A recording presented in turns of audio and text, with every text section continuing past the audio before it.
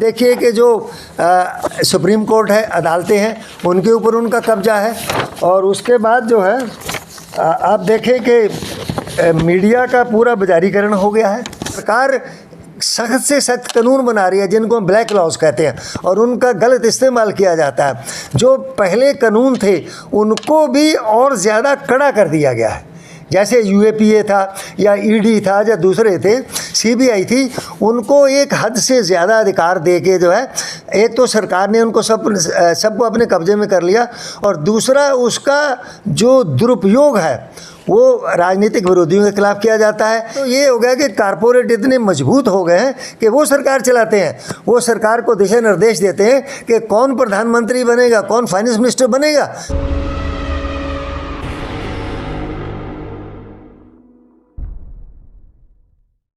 देखिए, आज all India peoples front का ये जो चौथा राष्ट्रीय अधिवेशन हुआ है, आज उसका पहला दिन था।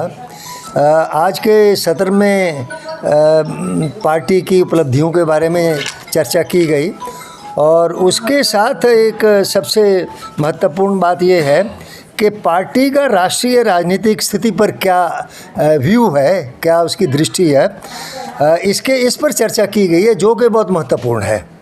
इस पर्चे में ख़ास तौर से जो वर्तमान राजनीति है उसके अंदर क्या क्या डेवलपमेंट्स हुई हैं, कहाँ लोकतंत्र कमज़ोर हुआ है, बाकी क्या स्थिति है, इस पर चर्चा है। इस पर्चे में सबसे पहले बड़ी बात तो ये की गई है कि हमारे यहाँ वर्तमान में लोकतंत्र की जगह पर अधिनायकवाद हो गया है, जिसको राष्ट्रीय संस्थाओं ने कहा इलेक्टोरल ऑटोक्रेसी, मतलब चुनावी जो अधिनायकवाद है, तानाशाही है।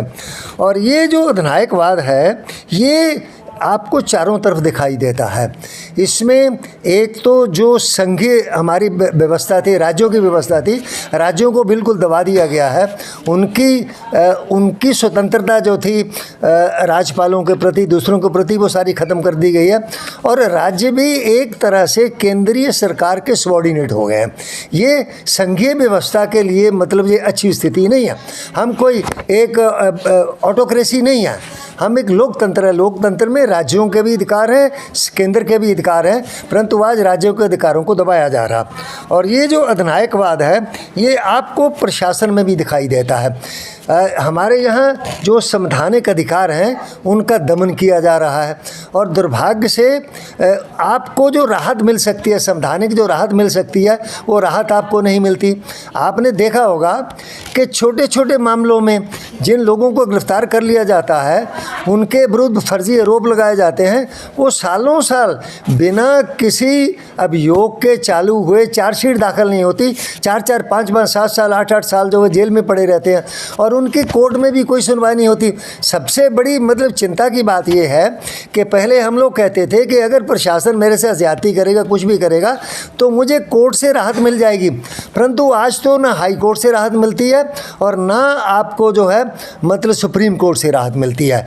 वहाँ पर भी बिल्कुल वो जो कोर्ट्स हैं, जो अदालतें हैं, वो आम नागरिक के अधिकारों का संरक्षण करने की बजाय वो राज्य की तरफ से मतलब खड़ी हैं, और आपके अधिकारों का दमन होता है। जैसे जमानत की बात है, जब ये कहा जाता है कि जो bail is a rule and jail is an exception, मतलब जेल तो बहुत कम जाना चाहिए, आपको ज़मानत मिलनी चाहिए, परंतु आपको ज़मानत नहीं मिलती। मैं अपनी उदाहरण बताता हूँ। मैं 2019 में गिरफ़्तार किया गया और मुझे 3 हफ्ते के बाद जाकर ज़मानत मिली। वो भी मिल गई, वरना अगर वो रिजेक्ट हो जाती मुझे फिर हाई कोर्ट में जाना पड़ता, और 2-4-6 महीने तो आराम से वहाँ रहने को पड़ता। आप तो प्रशासनिक अधिकारी थे, सारे हथकंडे आप जानते हैं, फिर कैसे आप इन चक्रों में? वो देखिए, वर्तमान में जो सरकार है वो किसी के प्रति उसका कोई नरमी या वो बात नहीं। जो भी उसका विरोध करता है उसकी नज़र में वो सरकार का विरोधी है, और सरकार उसको फिट करना जानती है कि इसको कैसे फिट करना है। मैं तो सारे कायदे कानून जानता था, क्या गिरफ्तारी होती है। मेरे साथ भी बिल्कुल वैसा ही व्यवहार किया गया जैसा एक आम रिक्शा वाले के साथ किया जाता है। आपको घर से ले जाएंगे, सवेरे ले जाएंगे, और आपकी गिरफ्तारी शाम को 7 बजे जो किसी पार्क से दिखा देंगे, मेरे घर से 6 किलोमीटर दूर दिखा देंगे। हम भी सहयोगी रहे उसमें आपके साथ। हाँ, ये मतलब मैं बता रहा हूँ कि आज प्रशासन कितना अधिनायकवादी हो गया। इसकी वजह क्या है, कारण क्या है? आप लगातार प्रचार प्रसार इसकी कर रहे हैं, देखिए सफल नहीं हो पा रहे हैं। इसका देखिए मुख्य कारण तो ये है कि पहले जो सरकारें थी वो इतना अधिनायकवादी रवैया उनका नहीं था। पुलिस का रोल तो हमेशा से ऐसा ही रहा है, आम लोगों को दबाना, और पुलिस ही सबसे ज़्यादा कानूनों का उल्लंघन करती है, और उस पर कुछ रोक रहती थी कि भाई आप अदालत चले जाएंगे। परंतु आज ये हो गया कि वो सरकार ने उनको खुली छूट दे रखी है, वो सही करे गलत करे, कानून का उल्लंघन करें, उनकी कोई जवाबदेही नहीं है और किसी के प्रति उनका उत्तरदायी नहीं है, और अदालतें भी उसमें कोई दखल नहीं देती है। रास्ता क्या है, बचेंगे कैसे? पढ़ रास्ते क्या है, बचेंगे कैसे इन सब चीज़ों से? रास्ता ये है कि एक तो हमें अधिनायकवाद के खिलाफ लड़ना होगा, जो सरकार एक ऑटोक्रेटिक बन रही है उसके खिलाफ लड़ना होगा, लोगों को जागरूक करना होगा कि आपको अपने अधिकारों के लिए लड़ना है। और दूसरा जो सबसे बड़ी बात ये है कि वर्तमान सरकार ने जो हमारी संस्थाएं थी, जो संरचना थी, उस पर पूरे का पूरा कब्जा कर लिया है। आप देखिए कि जो सुप्रीम कोर्ट है, अदालतें हैं, उनके ऊपर उनका कब्जा है। और उसके बाद जो है आप देखें कि मीडिया का पूरा बाजारीकरण हो गया है। मीडिया वैसे तो वो उस पर एडवर्टाइजमेंट पे करता था, परंतु आजकल तो पूरे का पूरा उसी पे निर्भर कर सरकार इतना ज़्यादा पैसा एडवर्टाइजमेंट में देती है कि मीडिया को विरोध करके उसका घाटा है, इसीलिए वो उसके पक्ष में ही बोलता है। अब तो आपकी वैकल्पिक मीडिया खड़ी हो गई है, उसको सपोर्ट कीजिए। नहीं, देखिए वैकल्पिक मीडिया जो है वो ठीक है, उसकी उसको बिल्कुल सपोर्ट की जानी चाहिए, क्योंकि वर्तमान में वही हमारे हाथ में एक साधन है जिसके माध्यम से हमारी आवाज़ जा सकती है। वो अलग बात है कि वो आवाज़ कितनी दूर तक जाती है, पर वो एक विकल्प हमारे सामने ज़रूर है। तो जो वैकल्पिक मीडिया है उसको सपोर्ट किया जाना चाहिए। और दूसरा ये है कि सरकार सख्त से सख्त कानून बना रही है जिनको हम ब्लैक लॉज कहते हैं, और उनका गलत इस्तेमाल किया जाता है।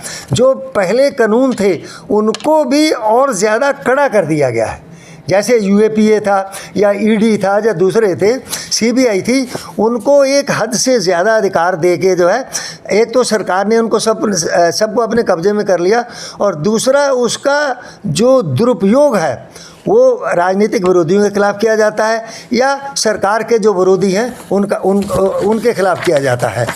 तो इसके खिलाफ हम लोगों को जागरूकता फैलानी है और लड़ना है, अदालत में लड़ना है और सड़क पे लड़ना है। और इसके अलावा एक बड़ी बात ये हो गई है कि आप जो कह रहे थे कि कैसे इससे बचा जा सकता है, उसके लिए ज़रूरी है जो स्थानीय स्वशासन है उसको मजबूत करना। ये जो लोअर रैंक्स हैं हमारे पालिकाएँ, नगर पालिकाएँ, पंचायतें, ये जो जिला परिषद है, उसको मजबूत करेंगे तो वो इसके खिलाफ हमारी बात को बड़ी जनता में ले जा सकते हैं, लोगों को जागरूक कर सकते हैं। और दूसरा ये है कि जो आर्थिक संसाधन है उनका लोकतंत्रीकरण होना चाहिए, और वर्तमान में जितने आर्थिक संसाधन हैं वो सब सरकार के हाथ में है सब। अब वो जिसको चाहे एडवर्टाइजमेंट दे, जिसको चाहे नहीं दे, जिसको चाहे फ़ायदा पहुंचाना पहुंचा दे, जिसको नहीं पहुंचाना नहीं पहुंचाए।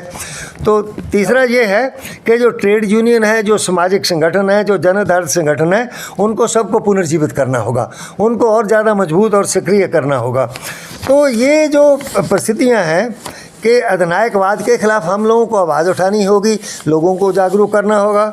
और दूसरा ये जो वर्तमान इनकी जो राजनीति है, जो धर्म और पैसे की राजनीति है, जो कारपोरेट और ये पॉलिटिकल पार्टीज़ मिलके जो सब सरकार बना रही है। और पहले तो क्या होता था कि जो सरकारें थी वो कारपोरेट को पोषण करती थी, तो कारपोरेट उनकी चंदे के रूप में पैसा देता।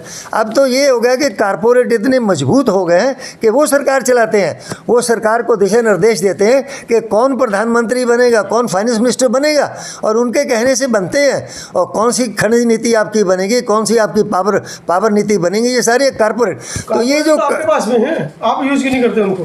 पढ़ कारपोरेट तो आपके पास भी हैं, आप यूज़ क्यों नहीं करते उनको इस तरह? नहीं, देखिए आप कारपोरेट का आप अगर इस्तेमाल करेंगे, आप जिसका खाएंगे तो उसके खिलाफ आप कैसे बोलेंगे? इसीलिए बाबा साहब ने ये कहा था कि ये जो कारपोरेट या सरकारी, ये जो पब्लिक सेक्टर अंडरटेकिंग या जो प्राइवेट सेक्टर है, वो किसी भी पॉलिटिकल पार्टी को पैसा उसे नहीं देना चाहिए। ये प्रतिबंध होना चाहिए कि कोई भी इंडस्ट्री जो है वो नहीं करेगी, क्योंकि अगर वो इंडस्ट्री से पैसा लेंगे तो सरकार उनके एहसान तले आएगी और फिर सरकार को उनको लाभ पहुंचाने की नीतियां बनानी पड़ेंगी या वो नीतियां अपने लाभ के लिए बनाएंगे। तो ये जो एक बिंदु है कि जो इलेक्शन है इसकी फंडिंग जो है सरकारी तौर पे होनी चाहिए, उसके सीमा होनी चाहिए। जितना सरकार करेगी उसके अंदर ही आपको चुनाव लड़ना पड़ेगा और अदरवाइज़ आपने तो अच्छा। जो सबसे बड़ी बात ये है कि वर्तमान में जो सरकार है, जो अधिनायकवादी है, जो हिंदू राष्ट्र बना रही है, ब्राह्मणवाद को पुनर्स्थापित कर रही है, इसको पुराने तरीक़ों से नहीं लड़ा जा सकता। इसके लिए आपको एक नई राजनीति मतलब खड़ी करनी होगी, लोगों को नए तरीके से जागरूक करना होगा ताकि इसके पीछे कौन है उसको पहचान सकें और ये कैसे काम कर रही है, धर्म का कैसे इस्तेमाल कर रही है, सेकुलरिज्म को ख़त्म कर दिया। तो इन सब के खिलाफ एक नई वैकल्पिक राजनीति खड़ी करने की ज़रूरत है और यही वैकल्पिक राजनीति और नया राजनीतिक विचार ये जो है खड़ा करने का हम लोग ऑल इंडिया पीपल्स फ्रंट की तरफ से कोशिश कर रहे हैं। हिंदू राष्ट्र बनाने जा रहे हैं लोग, आप लोग मौन हैं, कोई बयान ही नहीं दे रहा उसके ऊपर।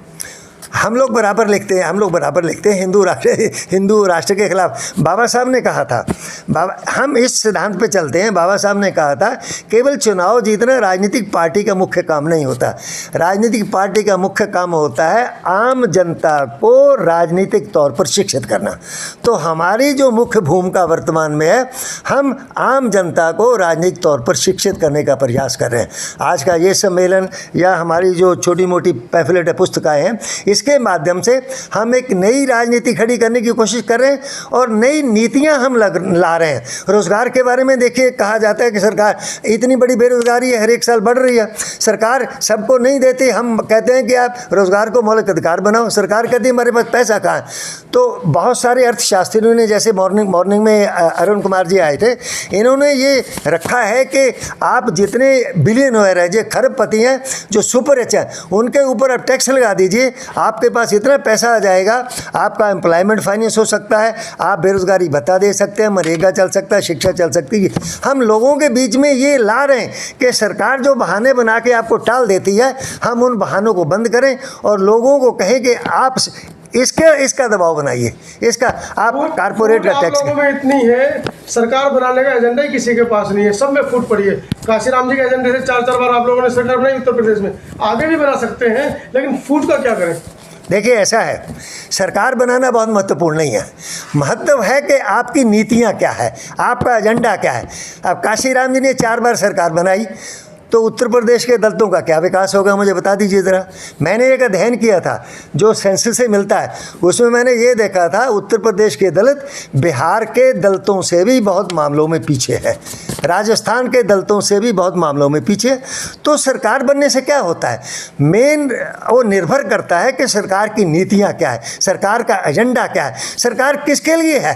वो आम आदमी के लिए है या उन लोगों के लिए जो कि पहले भी मतलब वो सब कुछ खा कमा रहे थे और उधर नहीं तो यहाँ दे के पैसा दे के टिकट खरीद लो और यहाँ कमा लो। तो केवल सरकार बनने से सब कुछ नहीं बदलता, सबसे सरकार का एजेंडा क्या है, नीतियाँ क्या है, उस पर निर्भर कर हम इस नीतियों को, इस सोच को बदलने की कोशिश कर रहे हैं। ये AIPF का मुख्य मतलब एजेंडा है।